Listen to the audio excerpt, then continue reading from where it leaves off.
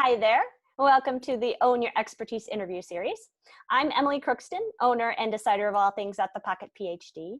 I'm the ghostwriter for Rebels, Renegades, and Mavericks, and I love helping experts with big ideas get those ideas out of their heads and into the world. Today, I'm sitting down with Maiko Sakai, the founder and lead strategy consultant at Airtight Concepts Inc. Maiko helps business owners build the high-functioning, profit-generating machine of their dreams, which I just love as a headline. So, Maiko, thank you very much for speaking with me today. Would you like to tell us a little bit more about who you work with and what you do? Yeah, absolutely. So mainly I work with service business owners who consider themselves to be, a visionary type. And that's really important. You have to have a vision and the mission and the value, all of that stuff for your business. And somebody has to drive it. And most likely that would be you, a business owner. So that's great. But then those things need to be formulated, strategized, and implemented and executed. And most of the time, they're not really good with that part. And it really shouldn't be. Usually you're either good with the vision type things, big picture type things, or you're good with more of a nitty gritty of operational things, almost like either or type of thing. And that's where I come in to help them with their vision, with the real strategy, the real planning, and make sure that their vision, gets carried out the right way. So that's why I say, I do help business owners whose desire is to build a high functioning, profit generating machine of their dreams. If you're interested in that, then let's talk. So that's what I do. Yeah, I love that. You're so right. Having a vision without knowing how to implement it, what good is that, right? Oh, well, the other way around, right? Or the other way around. Totally. Lots of gears, but no ideas. Yeah. Just doing without a big picture. You don't know where you're going, but you get, you're a doer, so you're gonna do it, take actions, but you don't know where you're going. Then that's a problem too. So yeah, it goes both ways sometimes. Yeah. Okay, so let's get into some expert questions. How would you describe your path to becoming an expert? I don't think it was never that linear. Somewhat linear, but not really. So this is what I mean by this. Like, I always felt like I was going to own something, even when I was starting out, and I knew that I wanted to work for someone. I did actually wanted to work for someone in the beginning because, I wouldn't have any idea what to do. And so I did that. But while I was employed by, the corporations that I went through, I always had this idea of doing a kind of like a game, like a pretending to be like as if I own this business so that I get to learn from that perspective, instead of just being an employee. So it started from there, and what ended up happening was that the industry that I was in, which was the music biz, it was going through a lot of changes, and a lot of people got pushed out, and all that stuff. So it sort of happened naturally that, okay, now I need to do something about it because I don't know what's going to happen tomorrow. You were really thinking ahead. It seems like at all stages of your career, which is awesome. You were thinking about what I'm going to be when I'm a business owner and how I'm going to do things. Right. Yeah, it did take so that what wasn't really linear was exactly what I would offer eventually. So when I left my corporate life, I was doing somewhat of an extension of what I was doing, and I also enjoyed it. So when I was starting out with my business, I was still doing music licensing because there was a demand for it. I didn't have to go out there and scout for, that type of work.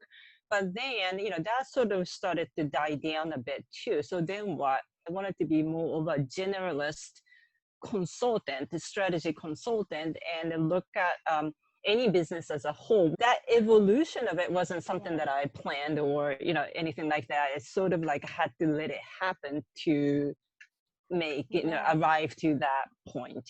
What is your die in a ditch belief? So for people watching, I coined this idea of a die in a ditch belief. It's something that you've thought about long and hard, and it's something you would be able to defend if you were pressed. So it might be a little controversial, it might be a little disruptive, but it draws a line in the sand for you, essentially. And I loved Mike's response to this question. So. Oh, great. Yeah. So, this idea or the concept of belief, it is for me as much as it's for, whoever that I work with. Yeah. Basically, do the real work that matters, regardless of, you get validations from it, or, whether or not you get praised, by others, that shouldn't be the deciding point, because a lot of work that's required to grow a business is usually behind the scene kind of work. It's nothing really flashy, not all the front end activities or the promotions and marketing, sales, and those things are important, by the way. I'm not saying that they're not important, but a lot of work requires a real, like a focused time and doing certain things that are not very sexy or glamorous, but they need to be done. And the people may not even recognize how much of work you put into that, but that shouldn't really matter. So it's almost like there's this saying or the term in Japanese, and it's like a hidden deeds kind of thing, where you do your good deeds when no one's looking. Yeah. That's the hill that I would die on, or the ditch that I would find myself being dead or whatever. Right. No, that's get the idea. Yeah, that's a great point. I mean, even if you think about something like vanity metrics that you're measuring, like how many people are looking at your LinkedIn post, that's not necessarily generating money. Those might not be your clients, right?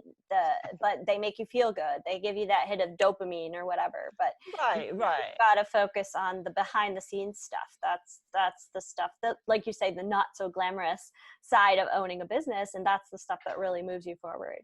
Right. Yeah, absolutely. So, when I see some aspiring, would-be business owners or, would-be entrepreneurs, I wanted to make sure that their motive or their real reason why, their whys are in the right place. So if they're seeking validation from others just because that's what they longed for in their real personal life, that's not a good reason to start a business whatsoever. And once again, I will die on that hill or the ditch because it's just not going to work out that way.